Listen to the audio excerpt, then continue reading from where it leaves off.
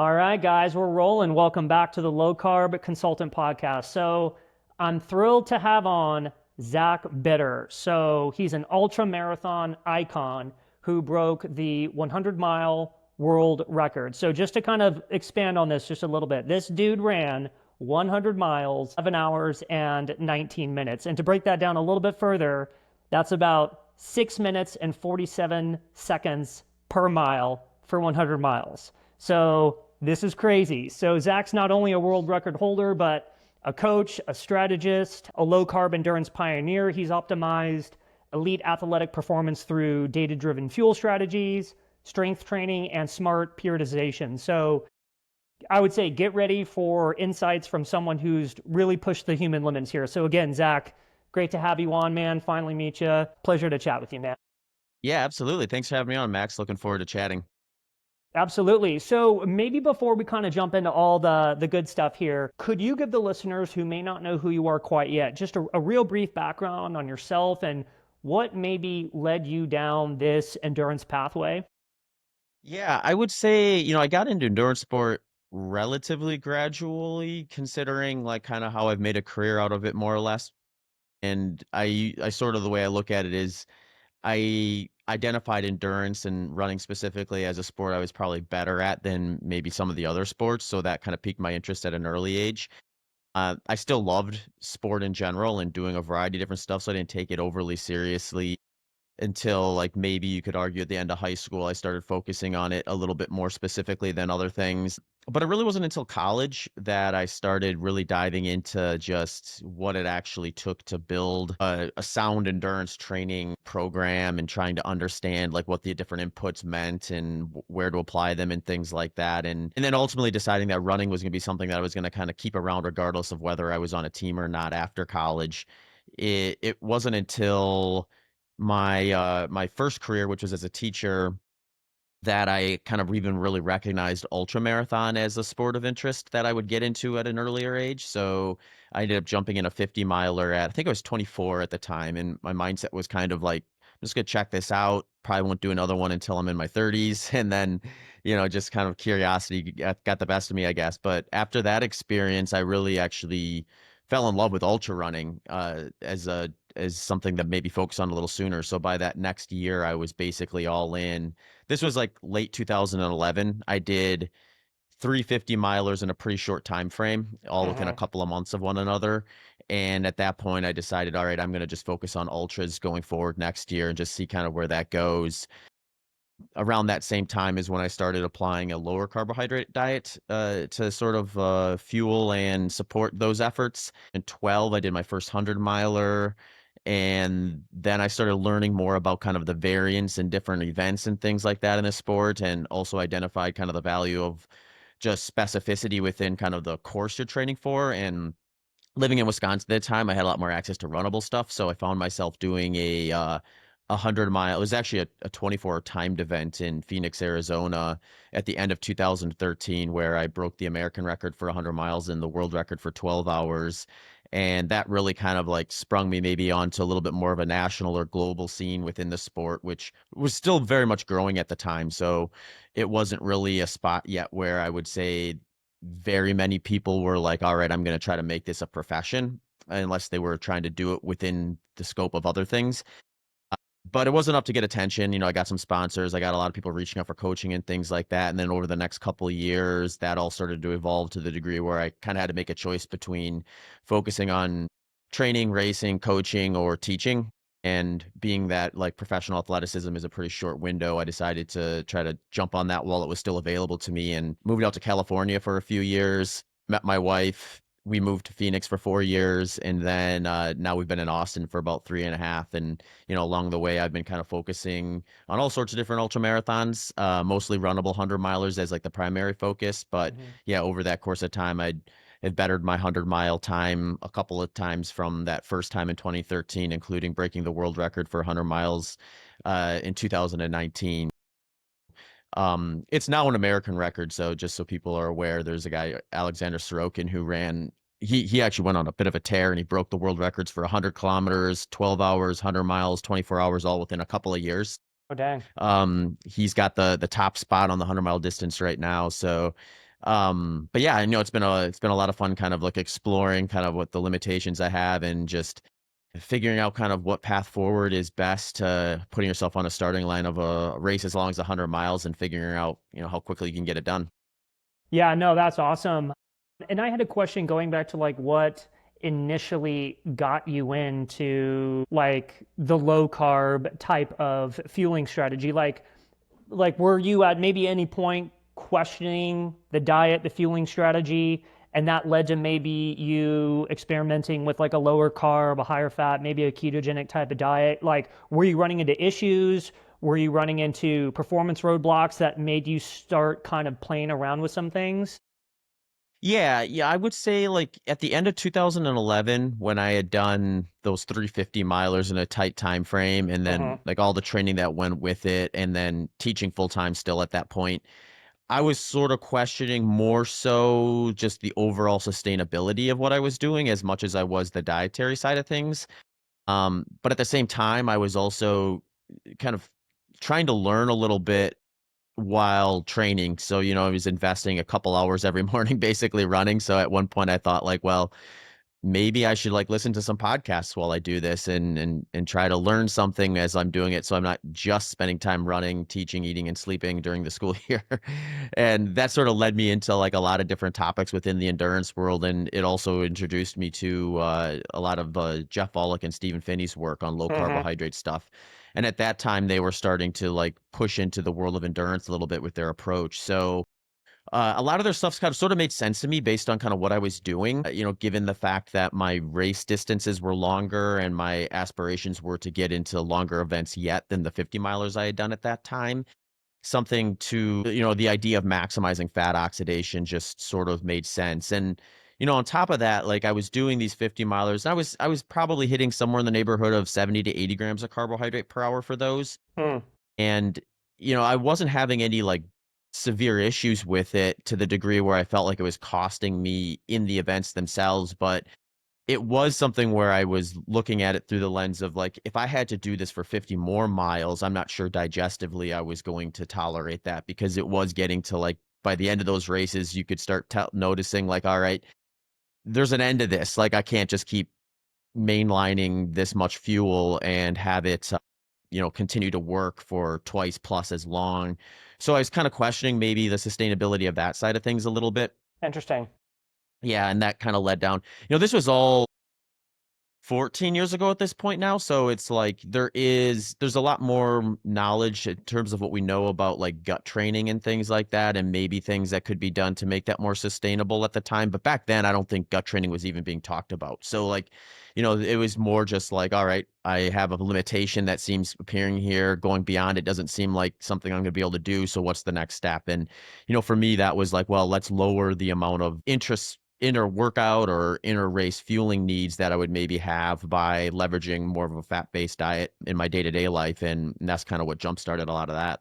Yeah, and it's kind of funny going back to, maybe 10 years ago, 14 years ago, it kind of seemed like, and you're probably going to know better than me with your endurance experience, but like it kind of seemed like, a lot of the intra workout fuels, the gels, like the digestive disorder that people would get, it kind of seemed like that was normal almost. It's like, yep, this is going to happen. It's like, yep, I'm doing this Ironman and I know I'm probably going to shit my pants or probably like, Yeah. you know what I mean? Like have to pull off to the side and like, find a porta potty along the way. Like I feel like that was kind of normal. Like, what are your thoughts on that? And how do you think it's kind of progressed up to this point? Because now I feel like with low carb, it's like people are kind of playing around with different things. Like, okay, like if I train and I train my gut in a specific form and fashion, then on race day, I don't have to make those pit stops along the way. And I feel like that's kind of shifted a little bit. And what's your opinion? Yeah, yeah, digestive issues were and continue to be an area of concern. So like when I look at these different ways of fueling these races, you're sort of looking at what are the positives and what are the negatives of this approach versus the other one and trying to figure out at the individual level which is going to serve you best. And that's how I generally look at it. I mean, when we see the just the data that we have available with single day ultras, it's like about 50% of the participants are going to have some sort of digestive issue during the event.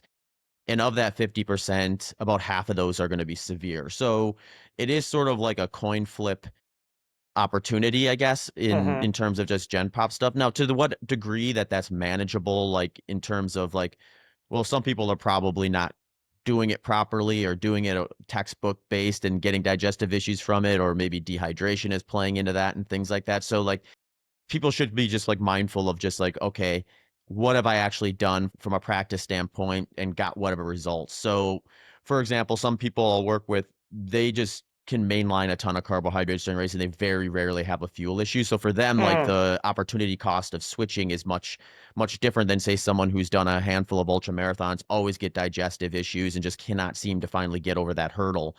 In which case for them it's like they kind of they have two directions. Can they train their body to be able to tolerate what's not working, or do they find a way to reduce that to a degree where they don't have to try to hit the numbers that are resulting in the digestive issues? So a lot of times there's a little bit of a paper trail from the person's prior experience as to maybe what direction is going to make the most sense for them.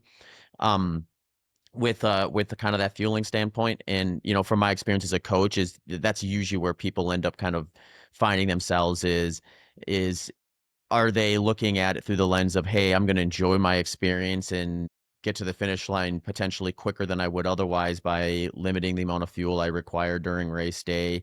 Or is this something I can learn and do differently and not have to change that stuff? So, personalities, preferences, like, when you get into the world of diet, there's also adherence within specific diets, and people range widely on what they can adhere to and what they can't adhere to, or prefer to adhere to or not adhere to. So there's a lot of moving parts there. But I think when you kind of explore the person's personality, their goals, their strengths, their weaknesses, the challenges they've presented, you can start to kind of like at least limit or get a list of like shorter list of things that are worth exploring and then figuring out what's going to work best for them.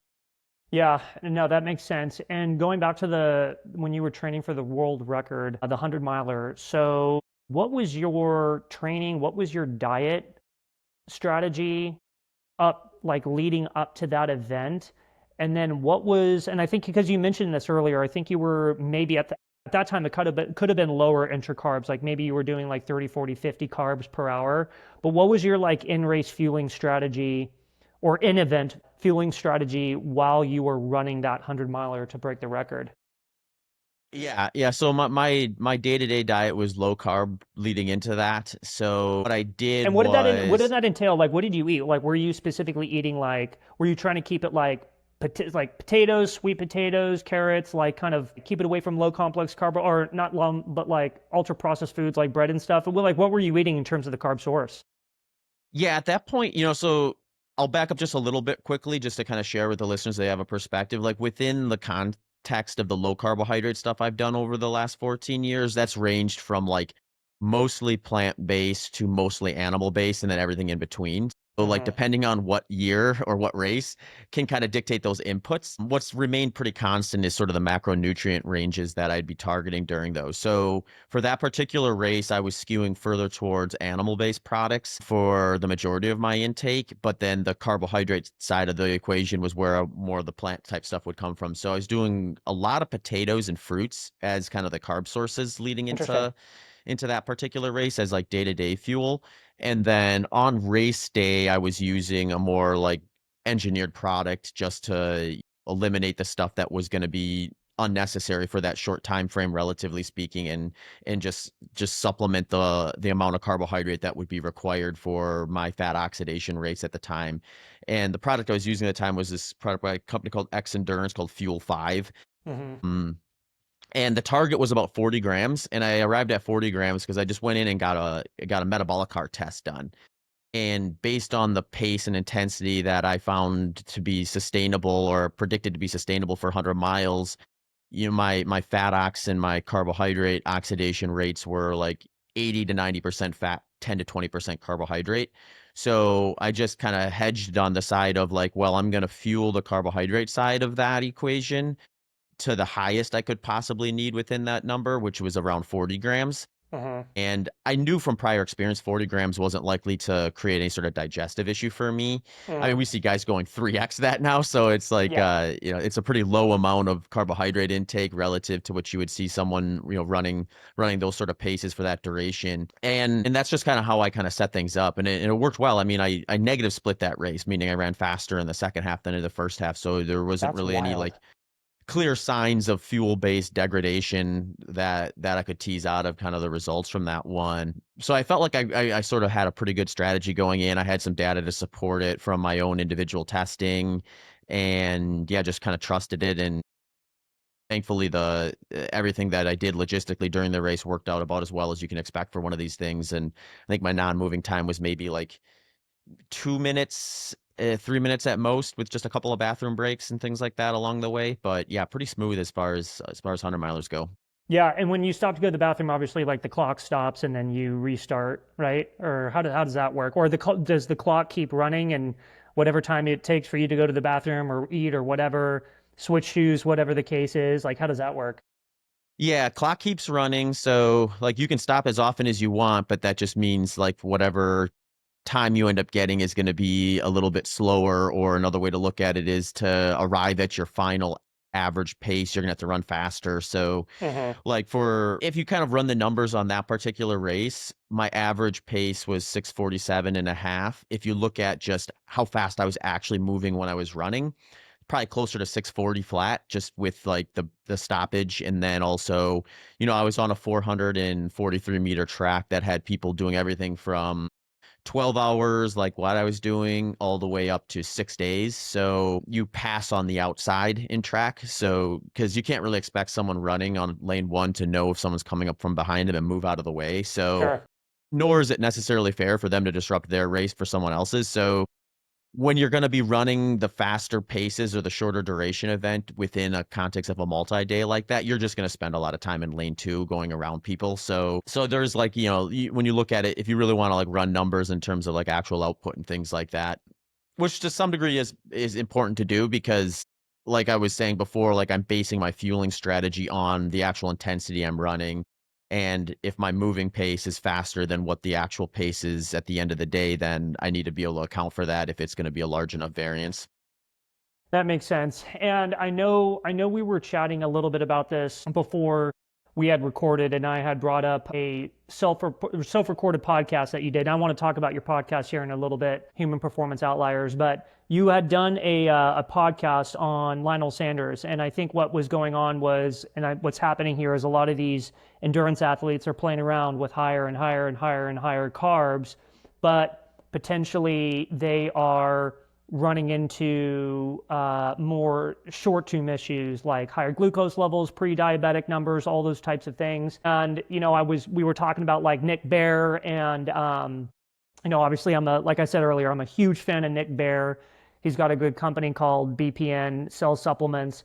But they're going into the endurance space pretty heavily because they see the demand in the market, right? Like more people are signing up for marathons and half marathons and a lot of these ultra distance races more than they ever had, and the popularity is growing. And I'm curious because what popped up in my head when I was listening to that podcast is just basically like, okay, well, these races are clearly, with more and more athletes competing in them, they're definitely going to get more and more competitive. And we're seeing this influx of people going higher and higher carb to, increase their performance.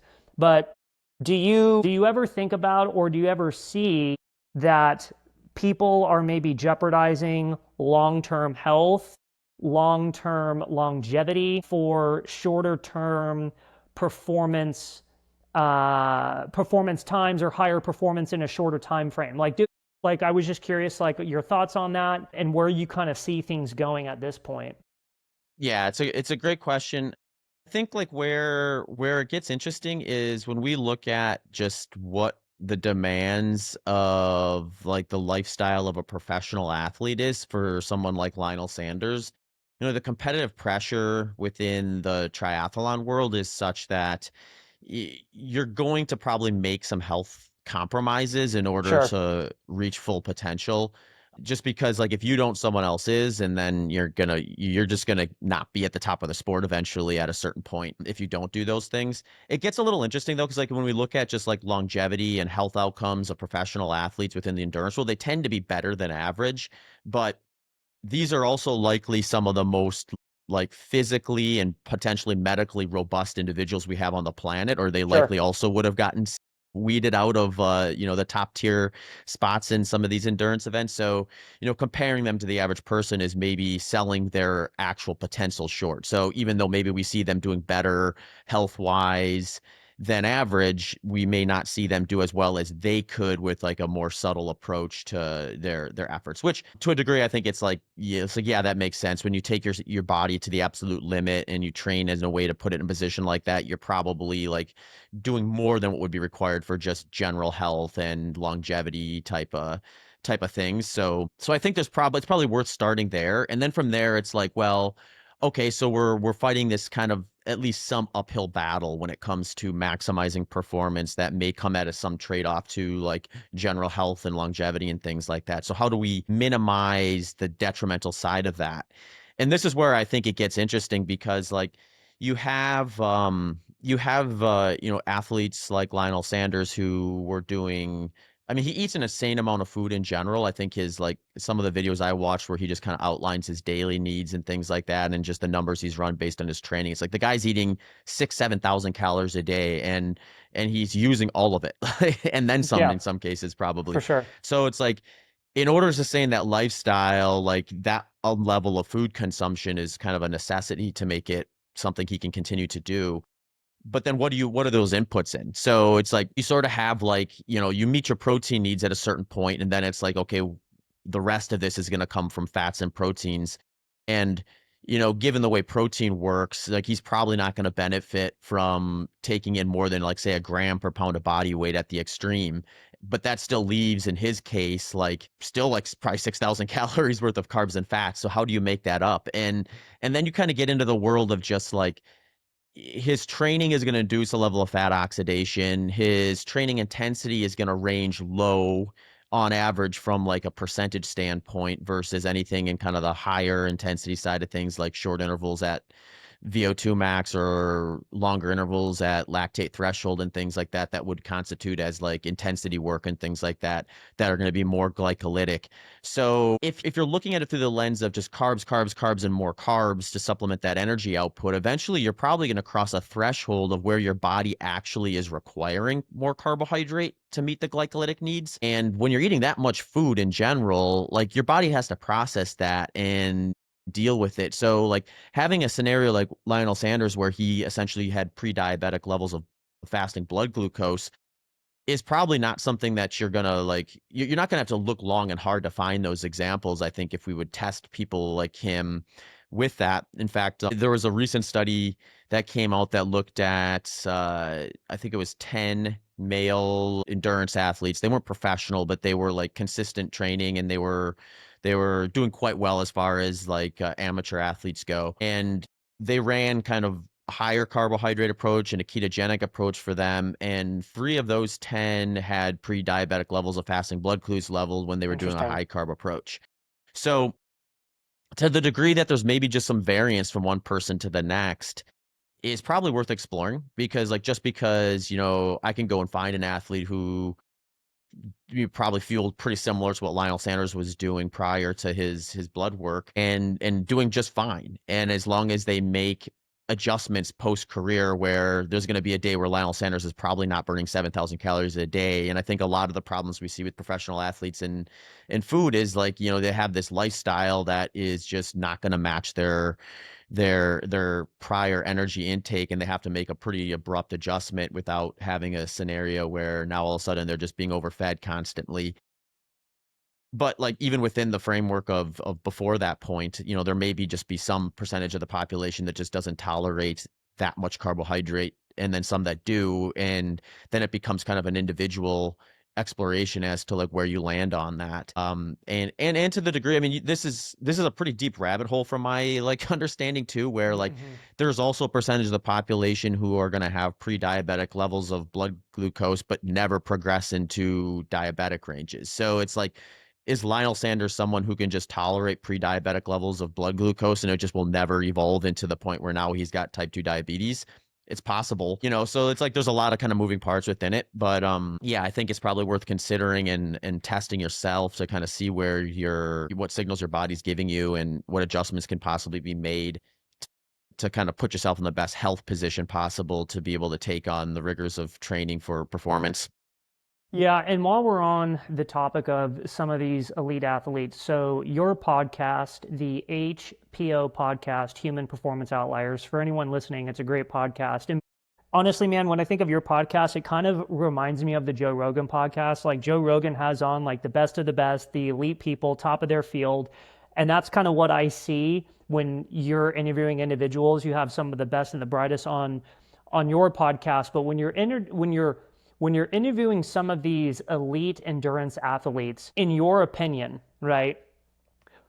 What separates people from like who can survive and do a 100-mile race to who ends up like winning them and then winning them on like consistent and maybe a dominant basis? Yeah, it's a great question. And I think it probably ranges dependent on the event, because if we get Sure. into kind of like, if we get into the shorter side of the ultra running space, you're going to have some kind of threshold of like just either natural ability where they have a ceiling that's high enough in terms of their genetic potential to be able to kind of compete and kind of match the paces required to find themselves on podiums of some of the highly competitive races.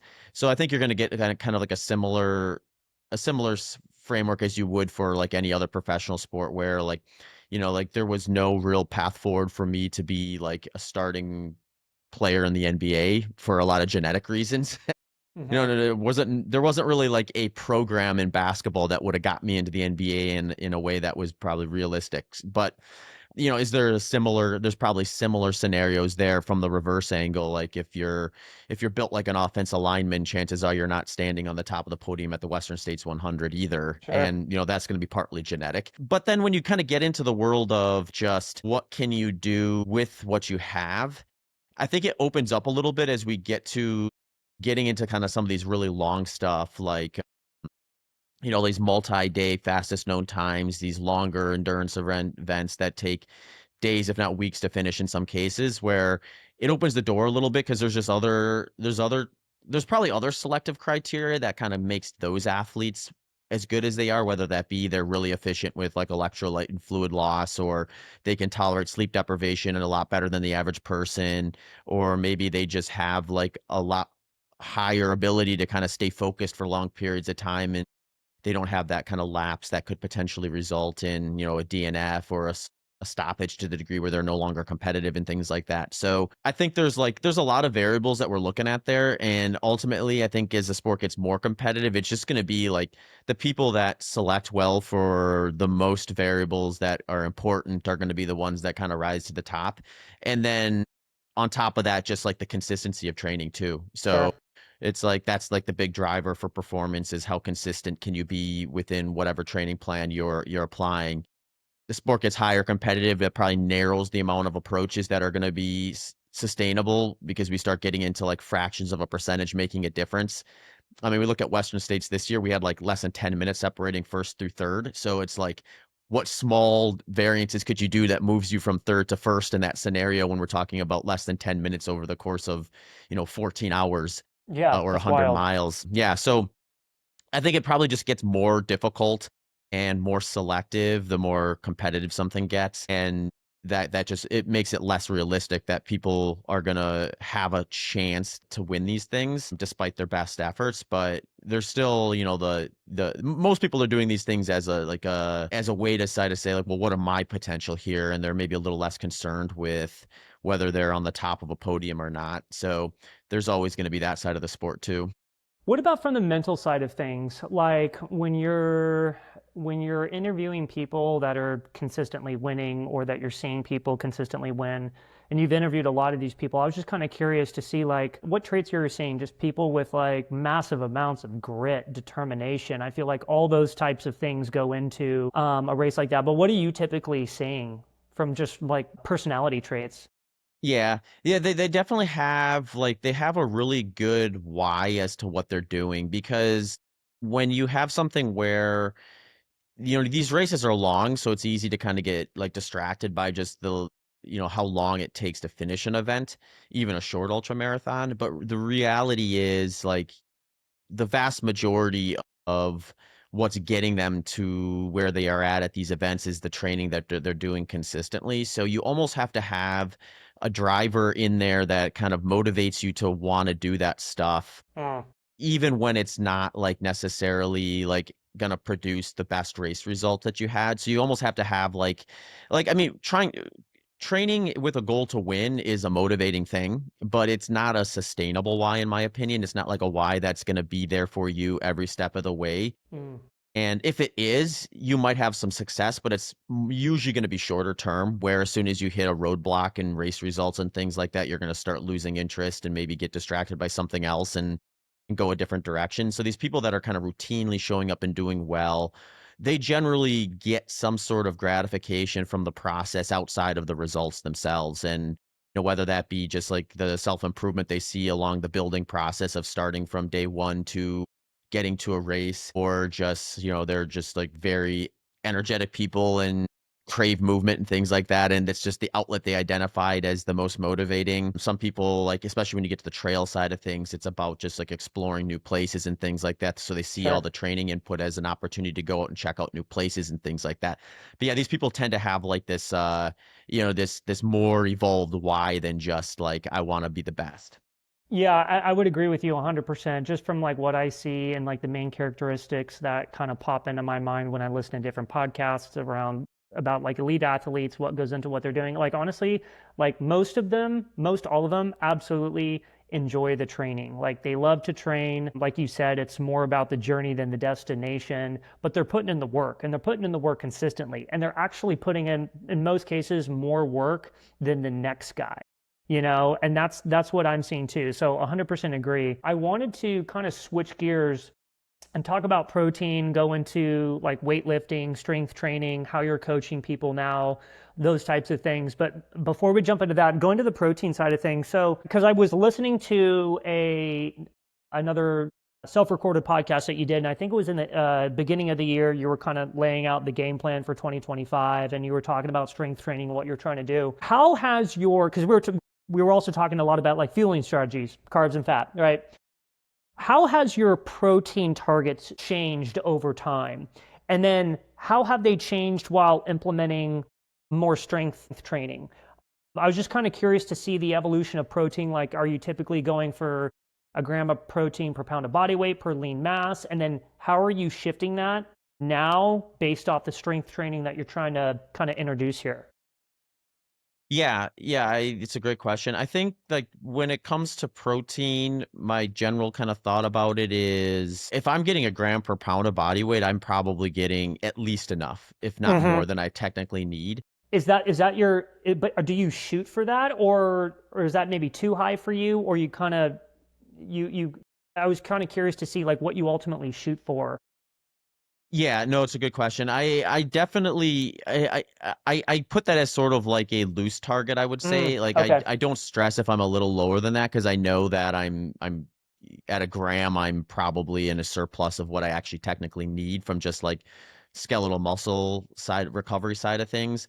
But it's also not something where I feel like if I hit say I weigh 140 pounds and I hit 120 grams of protein one day, 150 another day, 135 another day, and things like that. I think it's I'm not gonna find myself in a position where I'm doing myself any noticeable disservice by the few grams above what I technically need at that point. Mm-hmm. Just like I'm probably not gonna do myself any disservice by being a little bit under that at other times too, given that that's kind of the high end of what would be required.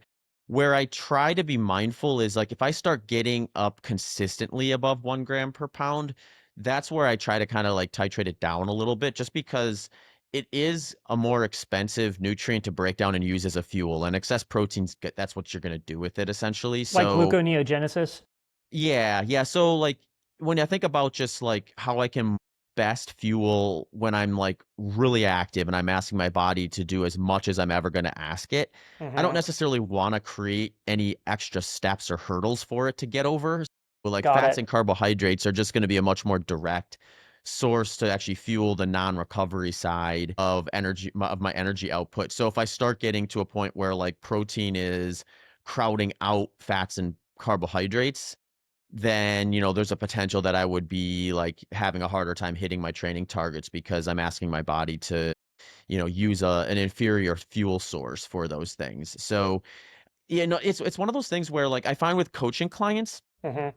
it's a more of a when it comes to like not enough protein, that becomes more of a question usually in like off season or times where they're less energy expensive or they're just lower energy output for one reason or the other because they're just eating less. And then it's just like if they're not paying attention to it, it can be a lot easier to end up just getting lower amounts of protein. But when you're in kind of like the higher range of training, unless you're going out of your way to eat foods that are like void of protein, like I'm going to probably accidentally, given the foods I typically choose, I'm going to accidentally get up to like my 1 gram per pound of body weight pretty easily. So it almost becomes more of a making sure I'm not choosing too many of the foods from the groupings that I tend to favor that are protein rich, because then I could end up with 250 grams of protein in a day. And if I do that consistently, I'm probably crowding out fats and carbohydrates. That would be a better version of what I'd be needing for the purposes of just doing more. Yeah, no, that makes sense. And that kind of brings me to a thought that just popped in my head in terms of like, because I want to get into what you're doing now, what you got in front of you, strength training, how you're coaching clients. I want to get there. But like right now, because I know your diet's evolved a little bit in terms, and it's always going to evolve based off like what you got coming up, what you're training for, all those types of things. Like, take me through like a day to day and like how Zach Bitter's eating right now. Like, do you like what like when you wake up in the morning? Like, what's the first thing that you eat? Electrolytes, like how you train, what does the pre-workout or pre-meal training or fueling strategy look like? What does the intra-workout strategy look like? And then like what does like recovery look like, just out of curiosity? Yeah, yeah. So I'm actually you caught me in like in a test phase, so it's Okay, maybe going to look a little bit different right now than what it has the last 14 years. I'm actually trying a moderate carbohydrate approach for a 100 miler this fall. cool. Because I've never done a 100 miler on anything but low carb. I switched while I was just doing 50 milers. So I'm gonna try it, see how it goes, and then kind of see what that yields. So my intake has actually looked quite a bit different the last few weeks since kind of trying that experiment versus what it maybe had looked like in the past. So right now I'm eating quite a bit more like fruits that are more water based because I don't want to get too much fiber in when I'm especially training heavily and things like that. I'm favoring a lot more rice than I would have in the past from a carbohydrate source standpoint, because again, it's a pretty easily digestible source of carbohydrate, honey, that sort of, still a lot of fruits, starches, potatoes, maybe like in the evenings and things like that. A little bit of sourdough bread here and there as kind of the Hmm. carb sources. And then like the fats and proteins are kind of pretty much more standard to what I would have done in the past with that, where I'm eating a wide range of different kind of animal source proteins from like beef, salmon, eggs, yogurt, and things like that. Those are making up kind of like a pretty high proportion of the day-to-day stuff. If you go back to kind of like my more like carbohydrate side of things, or I'm sorry, my low carbohydrate side of things, then essentially like I'm going to be subbing out like the majority of that rice, pretty much all of the sourdough bread, a good chunk of those fruits, a good chunk of those potatoes, and I'm going to be favoring things that are just going to be like more fat based and stuff. So to some degree, I'll replace some of those like carbohydrate dense sources with like less starchy kind of like or like low carbohydrate vegetables that Got it. can kind of be vehicles for fat, with a lot more like olive oil and higher fat animal products and things like that as like pretty big like inputs from the caloric side of things. What's remained pretty consistent, at least at this point, is I still usually do my biggest training session in the beginning of the day. Hmm. And I have, even before, when I was, because I mean I was high carbohydrate through high school, college, and before I started doing ultra marathons year round too. So like I have some background in just like how I sort of went about those approaches too. And I've never been a huge fan of eating much before morning training sessions. So Yeah. I've kept that pretty consistent. I'm gonna have to play around with it maybe a little bit when I get into kind of some of the higher volume phase. I'm actually pretty early in my training build for my next race. So like there are some things I haven't like had an experience with this protocol as to how I'm gonna actually do it and how my body's gonna respond to it. So, like, there's gonna be some, like, playing around with that as I get into it, but I still kind of like to kinda go out for that morning session without a lot in my stomach, so that's usually, like, coffee or tea. I'll usually try to get in close to a liter of fluid from when I wake up to before I head out, and then get in some electrolytes. So, like, for me, I've had my sodium loss tests done and things like that, so I know I'm losing about 614 milligrams of electrolytes for every liter of fluid. So, usually with that liter of fluid, which is gonna be some combination of, like, coffee, tea, and water, Hmm. I'm gonna have like, 700 milligrams of electrolytes with that too, just to balance that all out before I head out the door. And And I'm there'll be sure that some, changes too, because you and I both live in Texas, and it's hot and humid as hell out in Texas. So I'm sure though that fueling strategy will change as it gets close to like, November, December, and then into the colder months. Correct? Will it change? yeah, yeah, to some degree. Usually what changes the most is what I'm doing during the run. So like Mm. if it's a little bit, I might pull back a little bit on that fluid intake just so I'm not stopping to use the bathroom like constantly during the run or anything like that.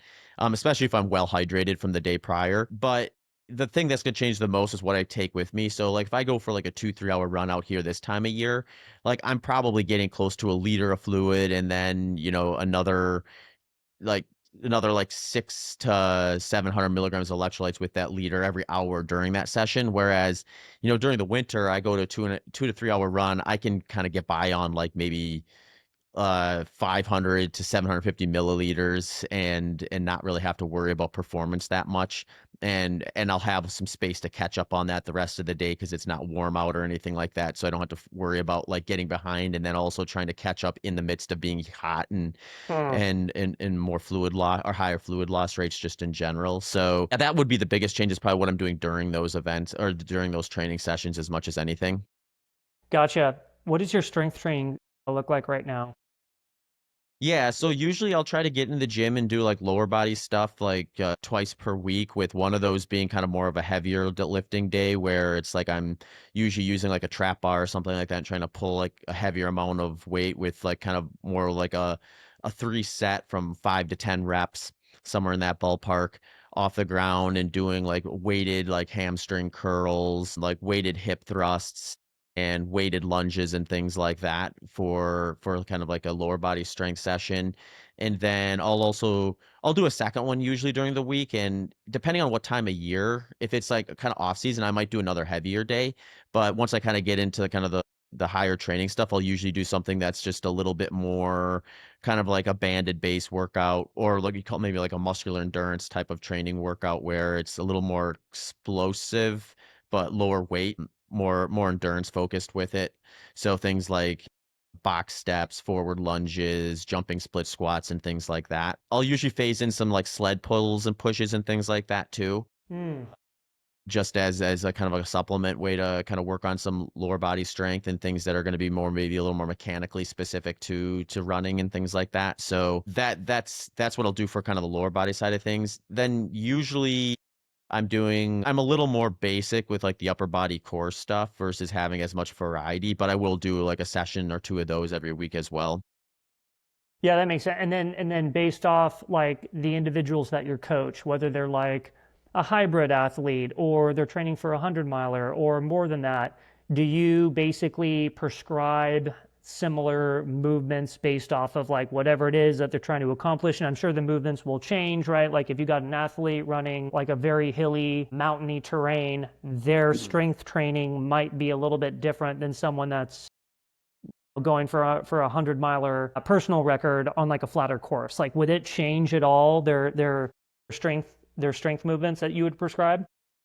Yeah, and especially if they don't have access or a really good access to kind of course specific terrain. So like if someone's like living on the side of a mountain and they're training for a race like that, we're going to get most of the value out of them just running on that terrain. Hmm. But if it's like someone who lives in the Midwest and they're heading out west to do a race that's got like, climbs that are multiple miles in duration and then descents too, it's like we might kind of focus some of that lower body a little bit more on like eccentric stuff just to kind of get their quadriceps ready for like that eccentric loading they're gonna get on like the downhill running and things like that. Usually the starting point for most people is just like figuring out kind of what they have available and then what their schedule's like. I find with like training, there's like what looks best on paper isn't always what's going to end up working out best because consistency is always going to rule the day. And if I program more than what they have time for or movements that they don't have access to, it's just going to breed inconsistency. And then that's going to be something that ends up being a net negative in the long term. So for my coaching clients, I've got some that have like very little access to things that are like a full gym type of equipment. And we're going to be doing more body weight stuff, more resistance stuff with bands and things that are a little more accessible at home and things like that versus someone who's like, I got a strength background. I go to the gym 3 days a week already.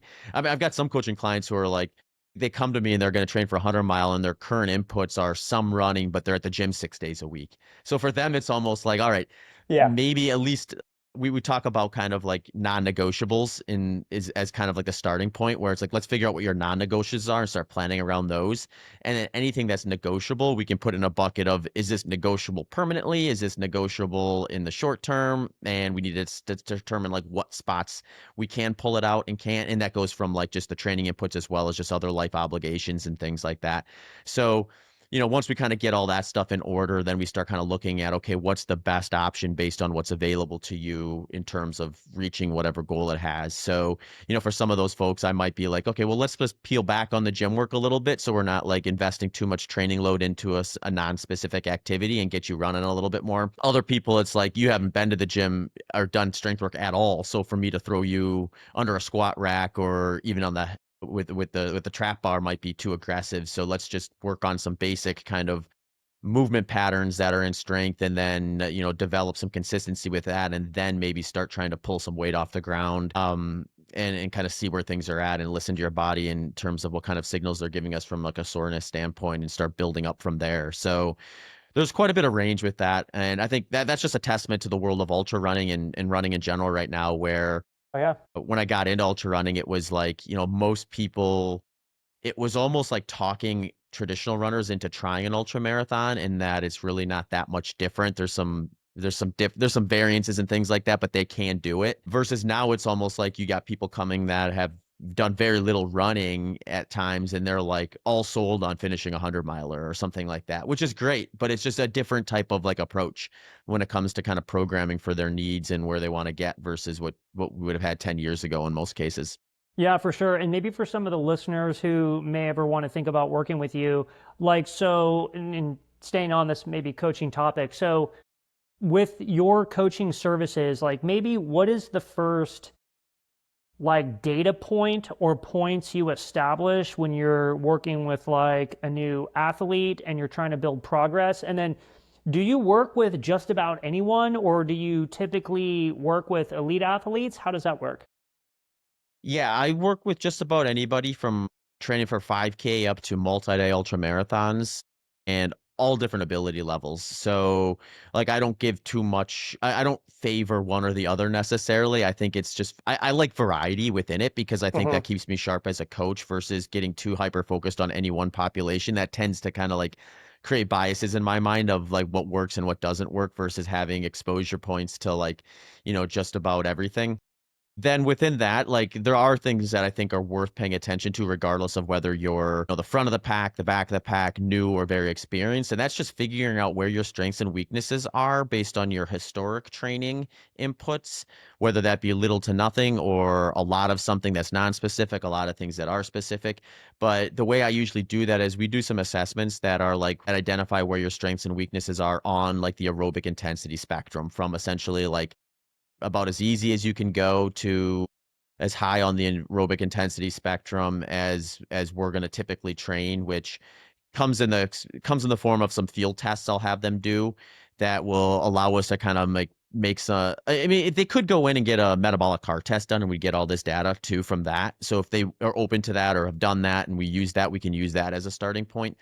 But oftentimes we're doing some field tests and things and just figuring out like where the important points. So like I like to look at it as like if you look at the aerobic intensity spectrum, if we want to really simplify it, we have easy, moderate, and hard, and there's crossover points from each of those. So when you cross over from easy into moderate, you're crossing over your aerobic threshold. When you cross over from moderate into hard, you're crossing over your lactate threshold. And when you get up to the top of that aerobic intensity spectrum, you're hitting like your VO2 max. Mm-hmm. So I want to try to get a data point on like what is the pace that you're producing in a controlled environment at your VO2 max, at your lactate threshold, and then we can use some of that data to, or just prior training data and things like that to figure out what pace you're running at around your aerobic threshold. And that usually gives me a map of like where the strengths and weaknesses are, where they're more heavily adapted to, and what maybe they have limited exposure to. We pair that up with prior training. Usually they speak the same language. If someone's doing a lot of something in the last couple of months, then usually the field tests don't suggest their strengths in the opposite direction. But I like to have multiple things all speaking the same language because then we can be put a lot more trust and faith in kind of our starting points. But that gives us a spot to be like, okay, now based on what you've been doing, we can start deciding where we distribute the training load your body's ready for. So I look at it through kind of two things. One is like the proper training load, whatever that's made up of. And then what are the best inputs to hit that training load based on where your strengths and weaknesses are at. For example, let's say that I'm working with someone and their current training load is somewhere in the neighborhood around 10 hours per week. That is like, 80% low intensity and 20% moderate to high intensity. And that's going to be kind of our starting point that we're going to build from. And then within that framework, we're going to maybe move around those distributions between easy, moderate, and hard based on what we want to move the needle on more because there's more opportunity there. Mm-hmm. And then also looking at what event they're training for, because if they're training for a 100-miler versus a 5K, our race day demands are going to be quite a bit different. And generally, all held equal, I'm going to be training from the context of a strong aerobic base, then things that are important that are least specific, moving towards things that are more specific. So if they're doing a 5K, more specific might be short intervals. If they're training for a 100-mile, more specific might be longer long runs. So that kind of develops or kind of gives us some insight into the order of operations. That makes sense. And I know we're getting closer on time, and I want to be respectful of what you got going on for the rest of your day. We were talking about Lionel Sanders a little bit earlier, but I kind of wanted to get close to wrapping this thing up in here in terms of like where do you see the future of endurance sports going, and where do you see the future of endurance nutrition going specifically?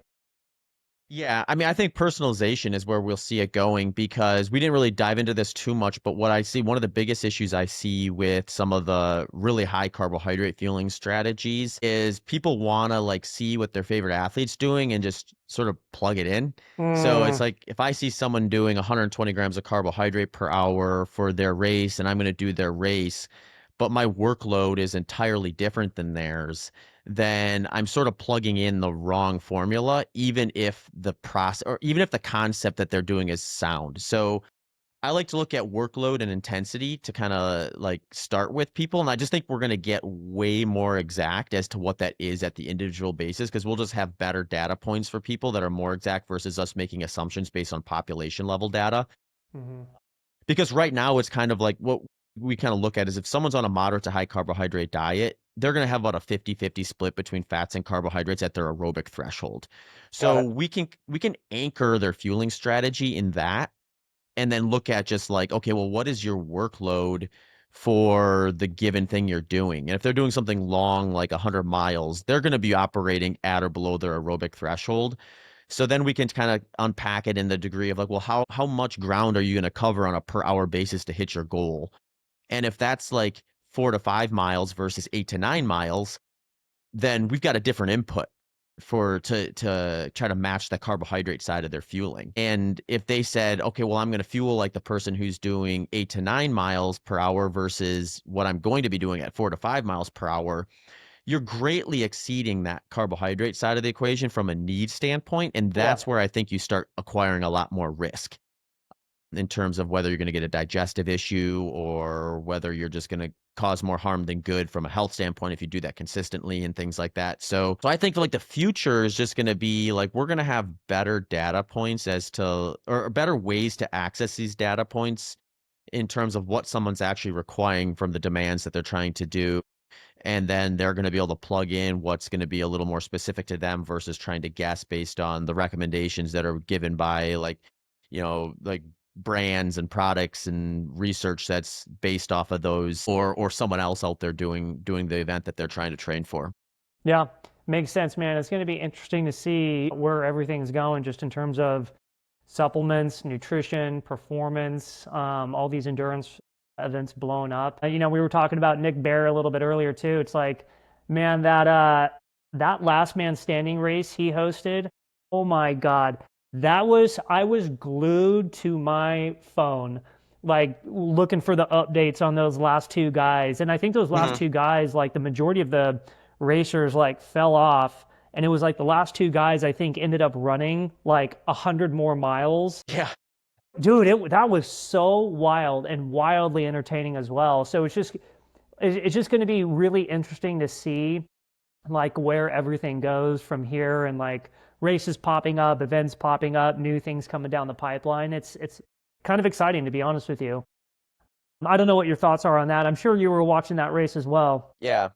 Yeah, it was Yeah, awesome. I mean, I think it also kind of highlights just the evolution of the sport too, or sure. like the space, because it's like, like Nick Bare is, he's a hybrid athlete and he's got a Yep. lot of interests outside of just endurance. So he brings in a whole new group of people that historically maybe weren't engaging in ultra marathon, or these last man standing events are relatively new, so there wasn't a whole lot of people engaging in them up until like a few years ago in general. But it's something that I've seen kind of happening with ultra running, is it's becoming like this sort of like ground for challenge and human development as much as it is like, oh, I'm an ultra runner. Hmm. And when you have Nick put on an event, he's not your traditional RD. He's not like, like we get used to the general ultra running media where you follow these accounts like I Run Far or Ultra Runner Magazine or Aravaipa Racing is a huge race organization. They do a lot of media now too. Yeah. These are like the typical outlets that people are tuning into to follow like the ultra running sport. But we also have like these new people coming in who sort of bring their own media with them because they're big. Yeah. Another example is like Cam Hanes. Cam Hanes goes to Yeah. Yeah. Cocodona. Yeah. Cocodona's covered by the traditional ultra running media. Cam Hanes becomes a talking point of that because he's Cam Hanes. But Cam Hanes Absolutely. also brings in a million other people with him that otherwise maybe aren't going to pay attention to Cocodona.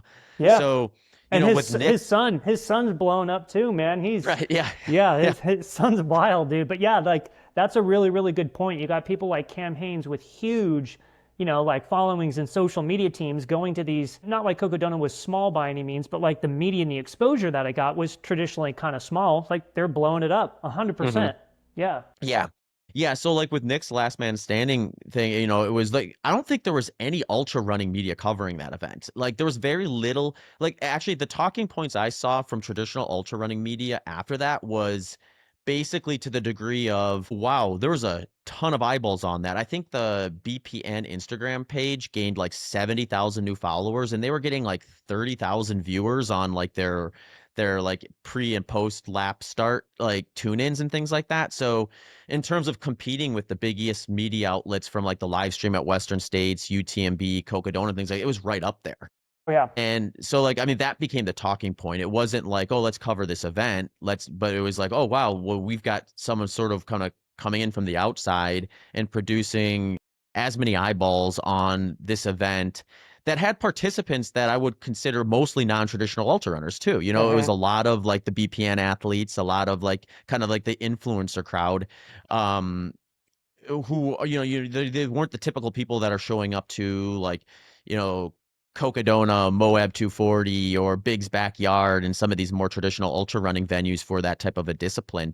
But they were all up for the challenge. Obviously, the two guys that went on and on until they had that weather kind of throw them off the course. I Yeah. mean, they were putting up big numbers. So it was kind of cool to watch, see kind of like a different group of people kind of take on the sport of ultra running. Not that the people that hadn't done ultra runs before I would just consider them like more like varied in their approach versus like, you don't see like your typical pro, like you don't see like Hayden Hawks or Jim Walmsley going and doing a high rocks competition. Yeah. Like they're training for the next ultra run that's coming up and stuff like that. So yeah, it was really cool to see kind of that kind of come up. I'll be interested to see like if anyone tries to replicate that or what Nick ends up doing. I'm actually having Nick on the podcast this week, so I'm going to ask him Cool. about that specifically Awesome. and yeah, see what his kind of future plans are with that, or if he expected it to become that big of a thing or not. Yeah, no, awesome. And in terms of like what's going to be new for you? Like what's coming down the pipeline for you? Like projects or things that you're working on, races that you're training for now? Yeah, so I'm gearing up for a flat 100 miler. I'm actually like 2 weeks into like the formal training side of things because I was coming off some Achilles tendonitis and I got to a point maybe 2 weeks ago, 3 weeks ago where I was like, okay, it's in a good enough spot now where I can be bold enough to put a race on the schedule if I want. Hmm. So right now I have like a time frame of what I think I need that kind of ranges by about 4 weeks. And I'm kind of trying to pick between a couple events as to which one I'm gonna do. But it's gonna be a very flat runnable 100 miler. Gonna see kind of how the more moderate carbohydrate approach works versus what I've been doing for the last 14 years and just gather some information on that at an individual level and see where things are for that. Those are kind of the two big interests. Oh, the other one too is just like the training modalities that I'm using now, where I'm doing way more structured cycling. So when I had the Achilles tendonitis, I was basically doing all cycling. Mm. As I started phasing running back in, I've started to pull back on the cycling a bit more. But my strategy going into this next race is also going to be to explore like keeping a cycling component in place from a structured standpoint outside of just like, oh, I feel a little more beat up than I should right now. Maybe I'll jump on the bike instead. Yeah. To like every week, I'm going to have these structured workouts that are bike focused versus running focused and just see kind of how that approach works for a 100 miler. So I've got a few moving parts going on of interest and things like that, curiosities, but the constant is flat, fast 100 mile, I guess. Yeah, no, and that's exciting, man. I mean, definitely keep us all updated in terms of like that moderate carbohydrate approach, how it's working out, how you're feeling. Like, I definitely want to follow along and kind of see how that's going for you. So definitely keep us updated, man. And this was fantastic. I want to make sure I'm respectful of like what you got going on for the rest of the day here. Where can people find you online, get in contact with you, work with you? How does that all look? Yeah, like a spot where they can find everything between social media, podcast stuff, everything I'm up to coaching is my website at zachbitter.com. If you're kind of more focused on social media, I'm most active on Instagram and X. Instagram's at zachbitter and X is at zbitter. Perfect. And I'll put everything in the show notes.